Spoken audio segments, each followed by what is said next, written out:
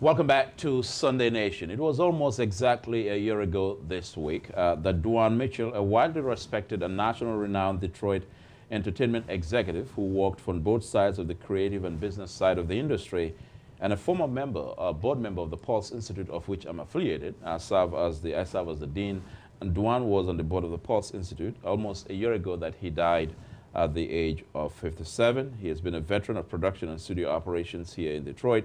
Of course, serving also as the head of bookings and events at the Detroit Opera House, helping to diversify the audience of the Detroit Opera House. And here to talk about the incredible legacy of the beloved Detroiter Dewan Mitchell is his older sister, Althea Graham. Thank you so much for being here. Well, you're welcome. Thanks for having me. You know, I wanted you here. This is the one-year anniversary for Dwan.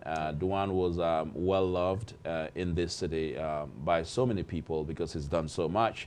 And I wanted to kind of reach out to you to bring you in here, talk about just what it has been for you. I mean, you're now you've always been the matriarch of the family.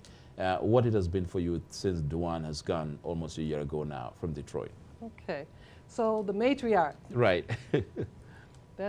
Those are some big shoes. Well, Mom passed away in 1999, so I did kind of step into a role of the big sister. Right. Mother, big sister. Yeah. But at this point, I guess it became real. Right. It's kind of surreal, but it became real. Yeah. When Dwan passed away. It Yeah. just, you came in, you stepped in, Right. and you came at a time where we were just kind of really stumbling. Right. Because it was such a shock, you know, when someone, you see him one day and the next day you say, I'll see you tomorrow. Yeah. And he's no longer there, so. But he had such a full life too, and it's like, even as I'm speaking to you, it's as if Dewan Mitchell is still alive, you know, because he had such a full life. You know, I would not have imagined that, you know, he would go so soon. But I guess that's not, you know, my call to make. Yeah, right. Yeah. But how does that feel for you?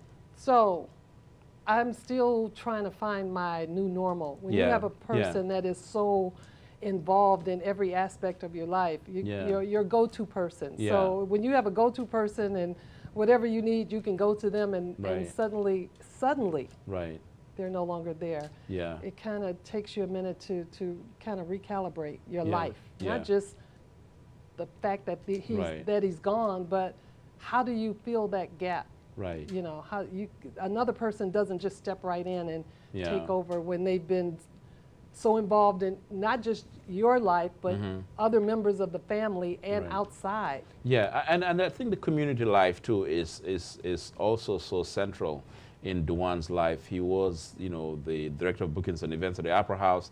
He opened the Opera House to Detroiters, to folk who normally would not show up at the Opera House. You know, my engagement with the Detroit Opera House was through Dewan Mitchell. The first time I stepped foot into the Detroit Opera House was Dewan Mitchell calling me, said, BT, can you come by the Opera House? Let's sit down and talk. That was the first time I engaged the Detroit Opera House, and I think I'm not alone in sharing that story, just how Dwan was willing to open institutions and bring you know, people in and make, you know, black folk a part of those institutions. So you are saying something that so many other people have said. That was the first time. They've lived here all their life. Right, My dad, who passed away in August, who was 93 years old, the first time he went to the Opera House was because of Dwan. Yeah. And not only did you go to the Opera House, you got into a booth. Right. I mean, you weren't just sitting, you know, in a good seat. You were in the private booth. Right, that was an experience that a number of people who would not have had the opportunity or even thought or even dreamed that was a possibility. Yeah. Dwan's walk around the country, you know, he worked with a lot of high-profile artists, the late Aretha Franklin, I mean, Patti, LaBelle, Stevie Wonder, and just so many great artists around the country, I mean, that he was on first-name basis with. Gary Houston, Whitney Houston's brother, thought so highly of Dwan. Talk about that. And his reaction to, You know, it's kind of interesting. My mother would talk about sometimes she'd get a phone call from Dwan, and he'd be in another country or whatever, and the people that he met there, they'd get on the phone, hi, Mom, and she'd be like, who's this? This is Gary. this might be Whitney, this might be, you know, yeah. the Four Tops War. Right. Just yeah. people that he worked with that became friends. Yeah. My mother always said, I never know who I'm going to talk to because Dwan, I mean, you know, when he's calling, he's got people around him. Right. And those people are still somewhat in our life, you know. It's amazing how sometimes you forget how you met people, but oftentimes it's through Dwan.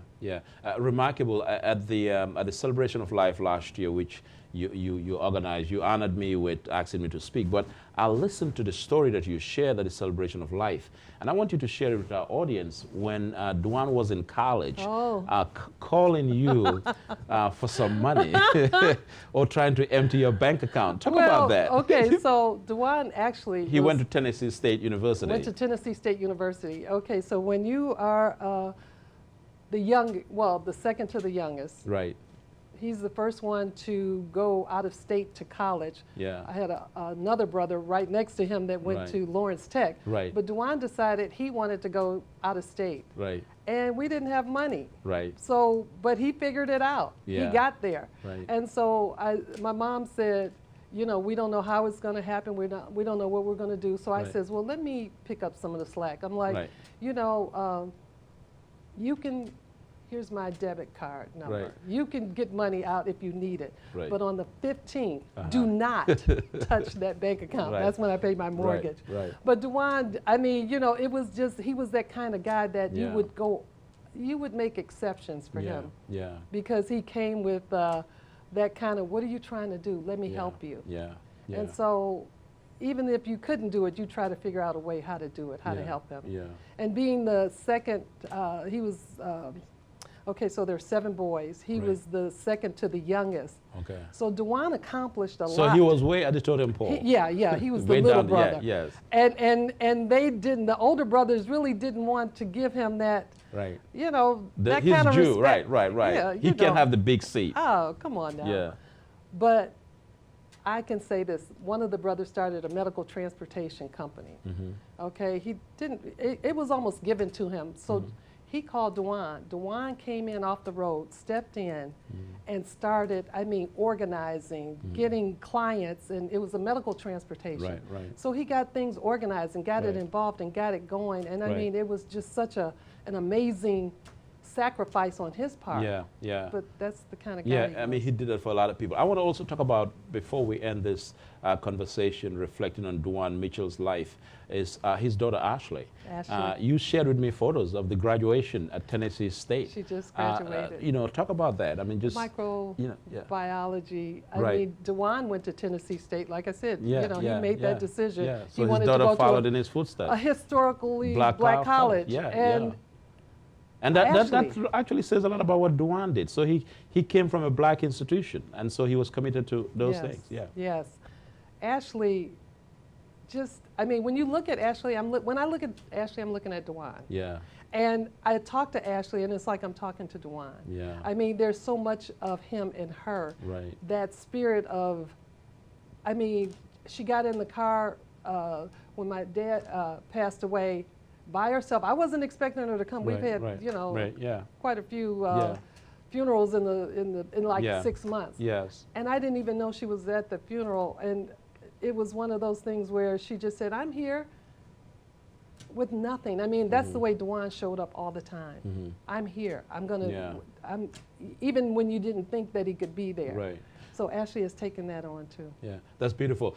Just quickly, you know, Dwan loved this city so much. Oh my God. Detroit was in him. I mean, God. if you know, if you cut him, he bleed. You know, he was bleeding Detroit.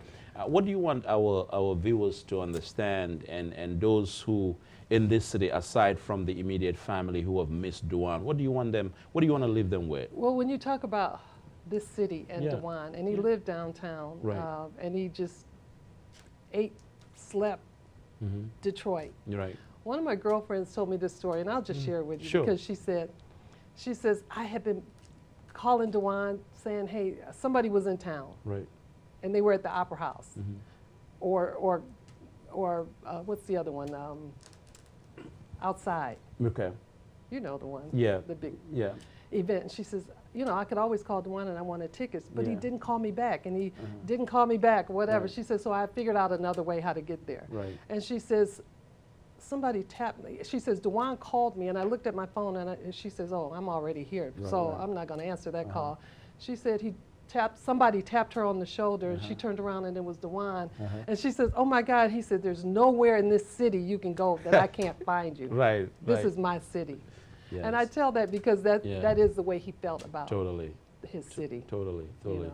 Well, thank you so much, and I think all of us will keep praying for you. Thank you. You're holding on strong as you continue to serve as a matriarch. Well, I just want to say thank you for letting us talk about him, you know, in such a positive way, because that's really the way he felt about not just his city, but his family, his friends, his community. So thank you. Thank you so much for being here.